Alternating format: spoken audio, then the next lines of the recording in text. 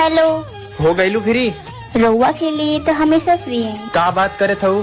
अच्छा भर रउआ अब कॉल करनी है। हमरो मन करत रहले रउआ से बात करे। अच्छा तुम्हारी मन ना करला कि हम दोनों जल्दी से जल्दी शादी कर ली? शादी? ओह इतना जल्दी?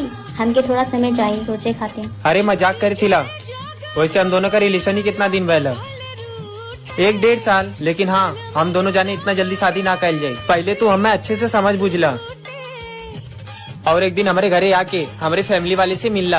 रउआ की सोच बहुत अच्छा बा। अगर हमारे घर वाले शादी खातिर ना मनिए तो हम भाग के शादी ना करें। और हम ना चाहिए कि अपने घर वाले के सामने कुछ गलत करी। और हम दोनों जाने पूरा कोशिश कर जाये एक हुए खातिर, चाहे ओकरे खातिर हमें कितना भी मनावे के पड़े। चला ठीक है, हम फोन रखती।